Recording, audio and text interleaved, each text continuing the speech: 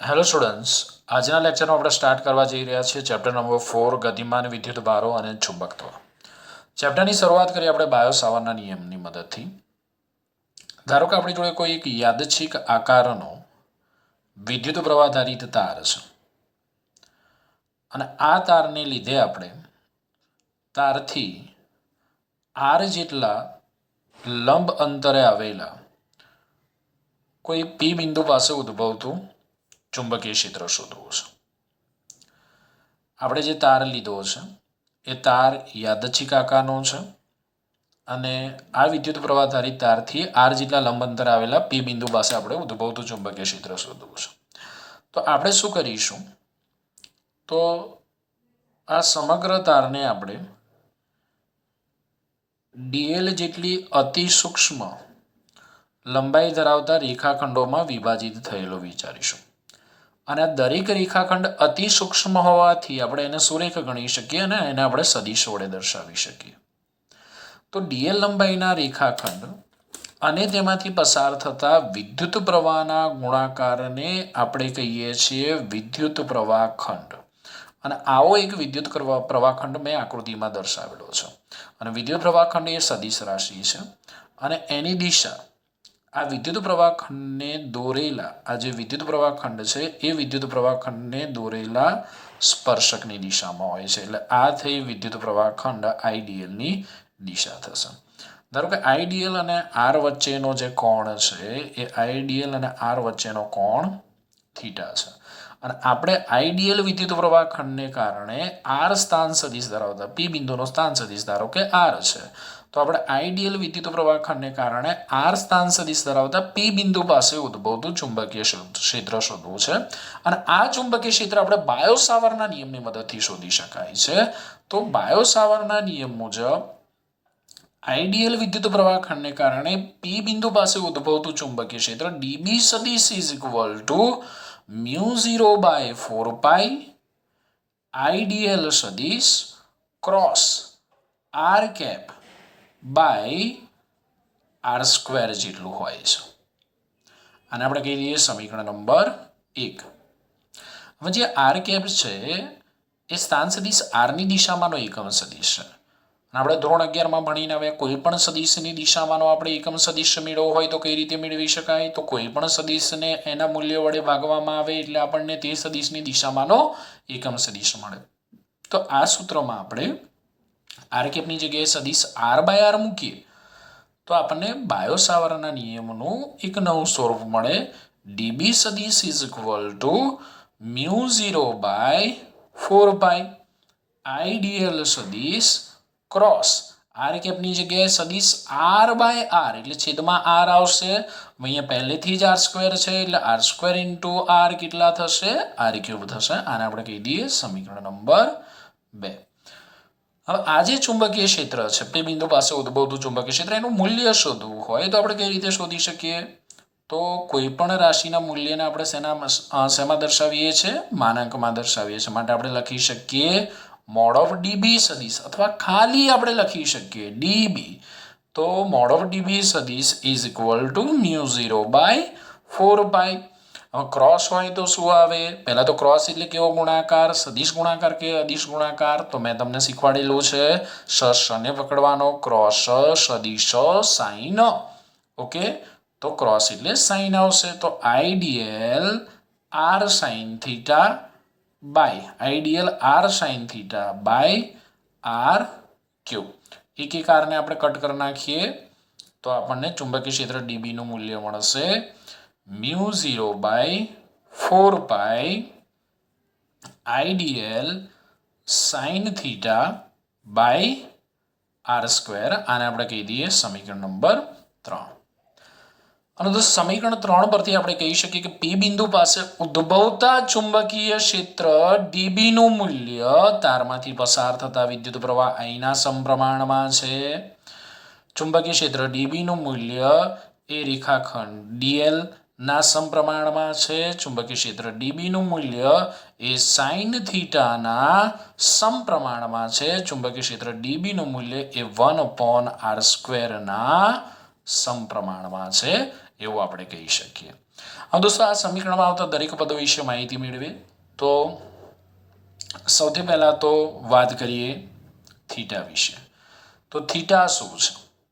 તો આ સમીકરણની અંદર જે થીટા છે એ વિદ્યુત પ્રવાહખંડ આઈડીએલ અને સ્થાન સદિશ આર વચ્ચેનો કોણ છે. એટલે કે વિદ્યુત પ્રવાહખંડ આઈડીએલ અને પી બિંદુના સ્થાન સદિશ આર વચ્ચેનો કોણ છે. કોણ છે?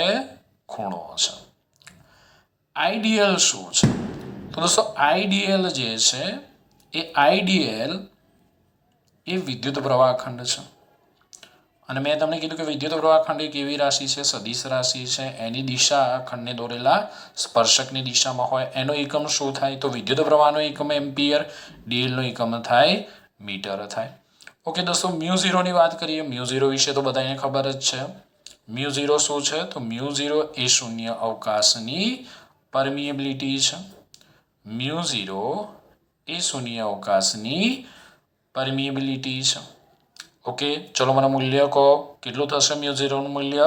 તો μ0 નું મૂલ્ય થશે 4 × 10⁻⁷ ટેસ્લા મીટર પર એમ્પિયર, અથવા એનો બીજો એકમ ન્યૂટન પર એમ્પિયર સ્ક્વેર થાય. પારિમાણિક સૂત્ર યાદ કરો તો શું થશે?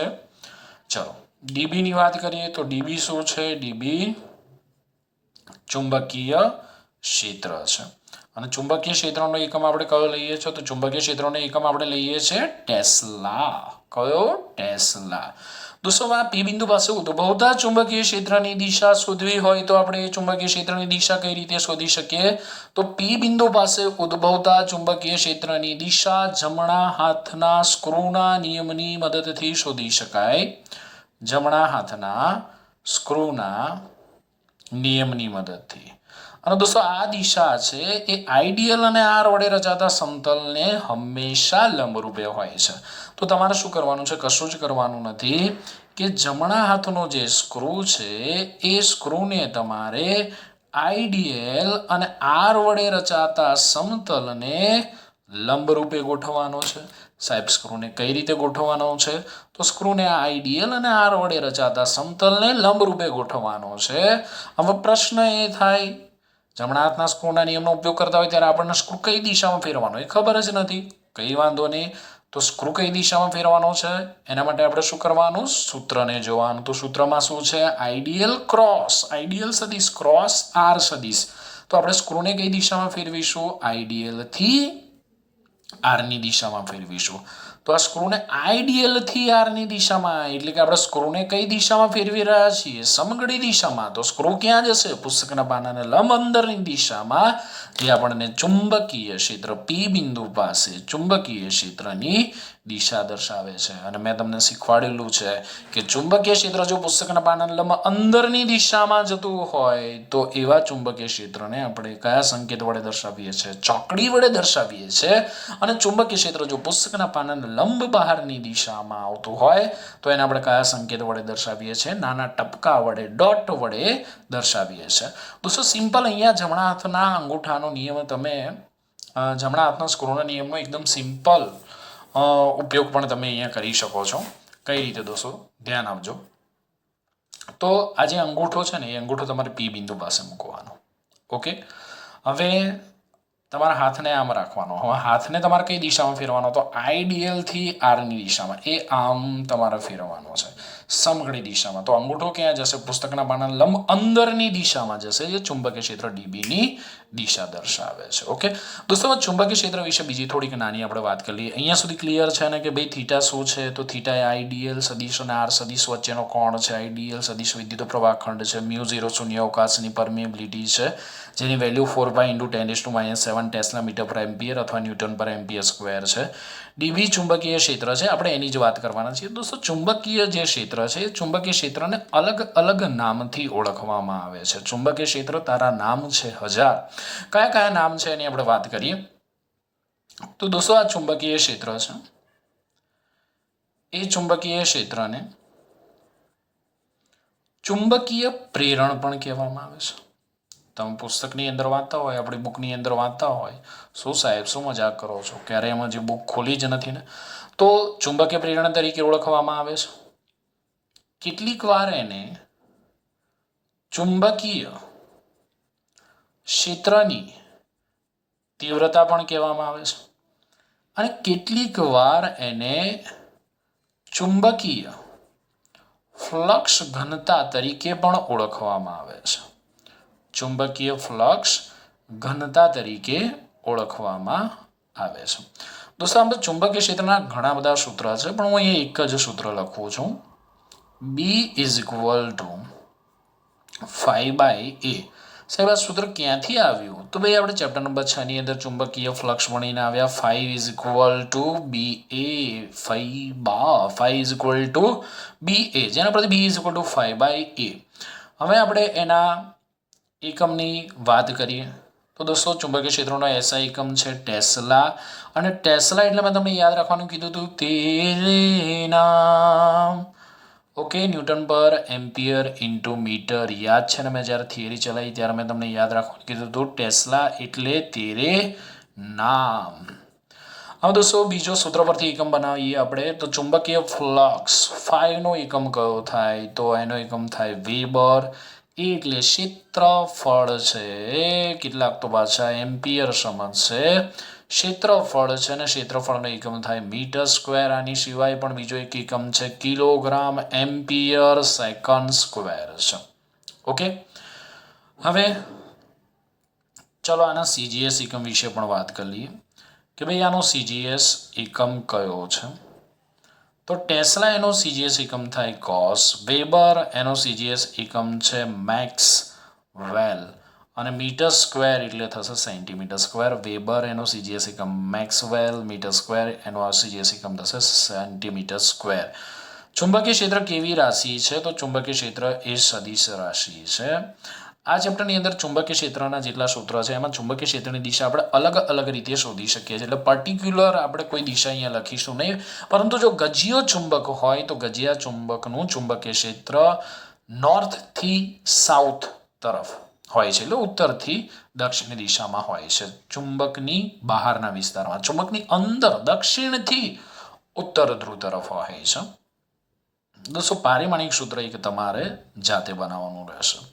દોસ્તો એમકેએસ એકમ અને સીજીએસ એકમના સંબંધની વાત કરીએ આપણે તો એક ટેસ્લા બરાબર કેટલા કોસ? કોને ખબર છે સાહેબ? મને ખબર છે, બોલો. તો એક ટેસ્લા બરાબર 10⁴ કોસ થશે. તો હું તમને પૂછું બહુ જ અઘરો સવાલ કે એક કોસ બરાબર કેટલા ટેસ્લા થાય? સાહેબ બહુ જ અઘરો સવાલ પૂછ્યો. એક કોસ બરાબર 10⁻⁴ ટેસ્લા થાય. હવે કોઈ તમને પૂછે કે આ જે તાર છે એ તારની અક્ષ પરના કોઈ બિંદુ પાસે મારે ચુંબકીય ક્ષેત્ર શોધવું છે, તો એ ચુંબકીય ક્ષેત્રનું મૂલ્ય કેટલું થાય? સમજો. તારની અક્ષ પર, ઓકે. હવે ધારો કે પી બિંદુ અહીંયા ક્યાંક છે, એ અહીંયા છે. હવે જો પી બિંદુ અહીંયા હોય તો મને કહો આ એંગલ કેટલો થશે? થીટા. તો તારની અક્ષ પરના કોઈ પણ બિંદુ માટે થીટા તો કેવો થશે? તો તારની અક્ષ પરના કોઈ પણ બિંદુ માટે થીટા 0 થશે. ભાઈ આ તારની અક્ષ પર આપણે કોઈ પણ બિંદુ લઈએ તો થીટા કેવો થશે? 0 થશે. કારણ કે આપણે જે બિંદુએ ચુંબકીય ક્ષેત્ર શોધવું છે એ બિંદુ અને વિદ્યુત પ્રવાહખંડ આપણને એક જ દિશા મળશે, થીટા 0 થશે. તો હવે આપણને ખબર છે કે આ સૂત્રની અંદર આઈડિયલ સાઇન થીટા બરાબર. આપણે ચુંબકીય ક્ષેત્ર ડીબીનું મૂલ્ય શોધીએ તો dB is equal two μ0/4πI/dl sine theta બરાબર છે. એની જગ્યાએ હું અહીંયા 0 મૂકી દઉં થીટાની જગ્યાએ /r². ચલો મને કહો કે સાઇન 0 કેટલા થશે? તો સાઇન 0 0 થશે. તો ચુંબકીય ક્ષેત્ર ડીબીનું મૂલ્ય આપણને કેવું મળશે? 0 મળશે. તો દોસ્તો યાદ રાખીશું કે વિદ્યુત પ્રવાહધારી તારની અક્ષ પરના દરેક બિંદુએ વિદ્યુત પ્રવાહધારિત તારની અક્ષ પરના દરેક બિંદુએ ચુંબકીય ક્ષેત્રનું મૂલ્ય કેવું હોય છે? તો વિદ્યુત પ્રવાહધારિત તારની અક્ષ પરના દરેક બિંદુએ ચુંબકીય ક્ષેત્રનું મૂલ્ય 0 હોય છે. ચલો યાદ રહી ગયું. ચુંબકીય ક્ષેત્રનું મૂલ્ય કેવું હોય છે? 0 હોય છે. હવે ધારો કે થીટા 90 હોય. કેસ 2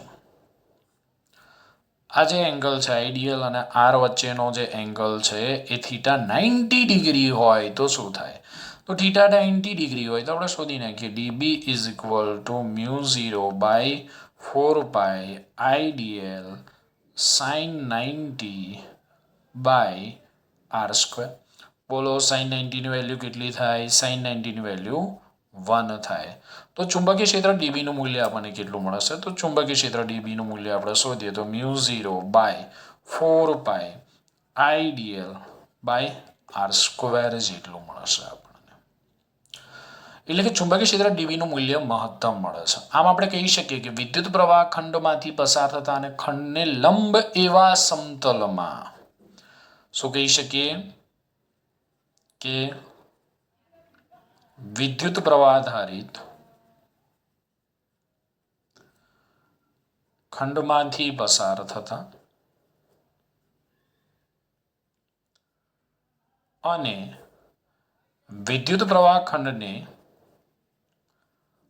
લંબ એવા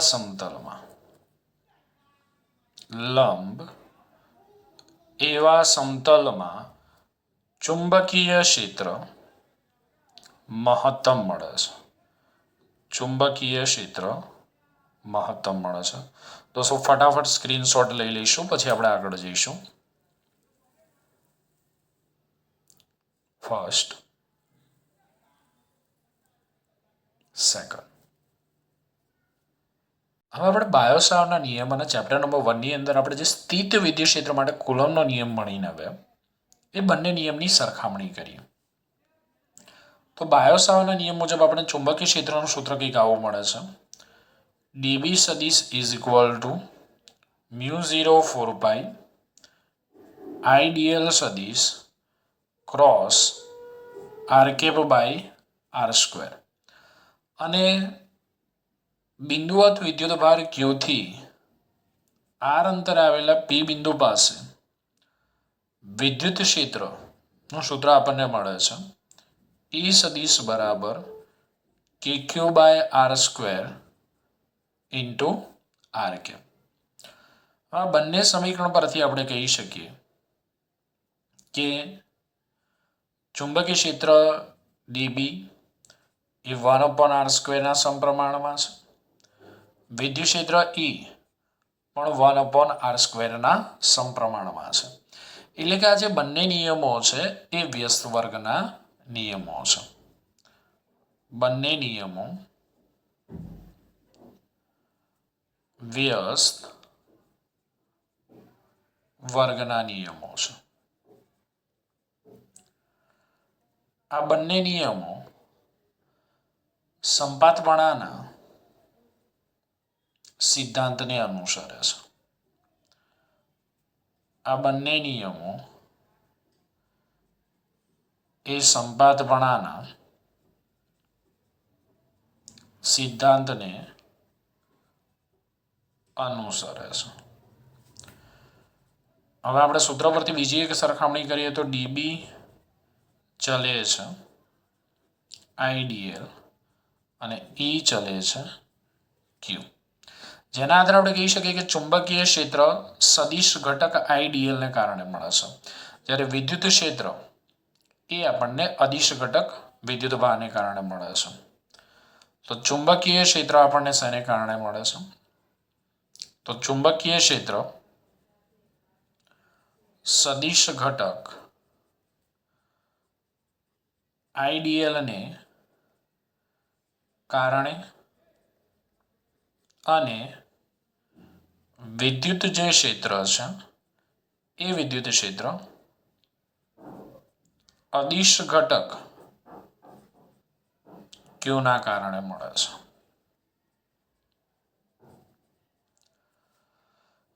દોસ્તો જે બાયો-સાવર્ટનો નિયમ છે એ બાયો-સાવર્ટનો નિયમ ખૂણા થીટા પર આધારિત છે, જ્યારે કુલમનો જે નિયમ છે એ કુલમનો નિયમ થીટા પર આધારિત નથી. બીજું પણ આપણે કહી શકીએ અહીંયા કે ચુંબકીય ક્ષેત્રની દિશા આઈડિયલ અને આરને સમાવતા સમતલને લંબરૂપે હોય છે. જે ચુંબકીય ક્ષેત્ર ડીબીની દિશા છે એ આઈડિયલ અને આરને સમાવતા સમતલને લંબરૂપે હોય છે, જ્યારે વિદ્યુત ક્ષેત્રની દિશા એ સ્ત્રોત વિદ્યુતભાર અને અવકાશમાં રહેલા બિંદુને જોડતા સ્થાનાંતર સદિશની દિશામાં હોય છે. ઓકે દોસ્તો, આ મુદ્દો જાતે લખી નાખજો, હું અહીંયા લખતો નથી. કે ચુંબકીય ક્ષેત્રની દિશા આઈડિયલ અને આર વડે રચાતા સમતલને લંબરૂપે હોય છે.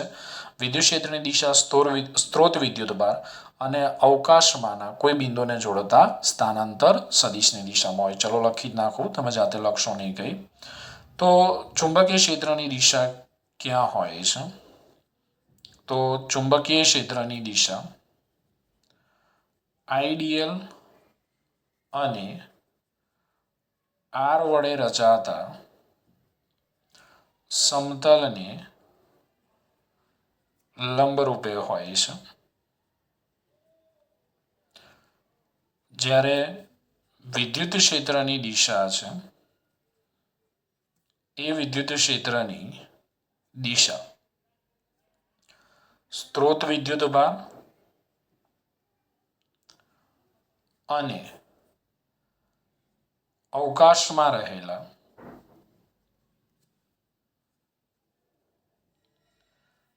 બિંદુને જોડતા સ્થાનાંતર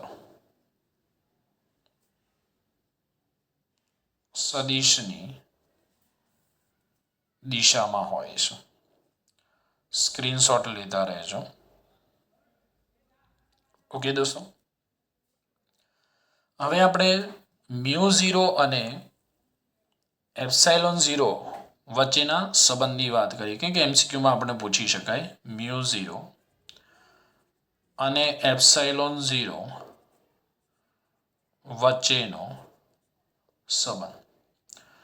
તો μ0 એટલે શૂન્ય અવકાશની પરમિએબિલિટી, જેની વેલ્યુ છે 4π × 10⁻⁷ ટેસ્લા મીટર પર એમ્પિયર. ε0 એટલે શૂન્ય અવકાશની પરમિટિવિટી, જેની વેલ્યુ છે 8.85 × 10⁻12 કુલમ સ્ક્વેર પર ન્યૂટન ઇન્ટુ મીટર સ્ક્વેર થશે. ઓકે દોસ્તો, ઓકે, હવે આપણે μ0 અને ε0 નો ગુણાકાર કરીએ. હું એ કામ કરું કે હું μ0 ને 4π વડે ભાગી નાખું છું અને ε0 ને 4π વડે ગુણી નાખું છું. એટલે કે આ જે પદ છે એને 4π વડે ગુણતા અને 4π વડે ભાગતા. ઓકે દોસ્તો, જો અહીંયા ધ્યાન આપજો. μ0 = 4π × 10⁻⁷ છે. તો જ્યાં μ0/4π આપણે લખવું હોય તો શું લખી શકીએ? 10⁻⁷. લખાય કે ના લખાય? ટેસ્લા મીટર પર એમ્પિયર. હવે આપણને k ની વેલ્યુ ખબર છે. k = 1/4πε0 અને એની વેલ્યુ આપણે કેટલી લઈએ છીએ? 9 × 10⁹ newton metre square by coulomb square લઈએ છીએ.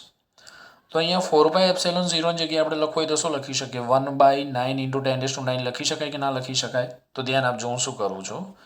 μ0 ε0 μ0/4π એની જગ્યાએ હું મૂકી દઉં 10⁻⁷ અને અહીંયા ના ખબર પડે તો જો ધ્યાન આપો 4πε0 બરાબર આપણે શું લખી શકીએ? 1/9 × 10⁹ લખાય કે ના લખાય? લખાય. તો 1/9 × 10⁹ ને આપણે છેદમાંથી અંશમાં લઈ જઈએ તો 9 ને 7 કેટલા થશે? તો 9 છે ઉપર જશે, કેટલી ઘાત થશે? તો -16 થશે. તો એક કામ કરીએ આપણે 10 - 7 ને આપણે છેદમાં લઈ લઈએ. તો 9 ગુણ્યા 10 - 7 ને આપણે છેદમાં લઈએ તો કેટલા થશે? +7. એટલે +7 એટલે 10 9 અને 10 7 એટલે કેટલી? 10 16 થશે. 10 16 આને આપણે આ રીતે લખવું હોય તો લખાય 3 ગુણ્યા 10 નો વર્ગ. હવે આપણને ખબર શૂન્યાવકાશમાં પ્રકાશનો વેગ કેટલો છે? 3 ગુણ્યા 10 મીટર પર સેકન્ડ.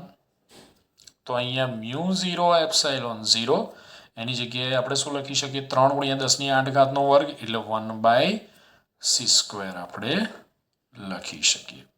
તો જેના આધારે આપણને શું મળે? c = 1/√μ0 epsilon 0.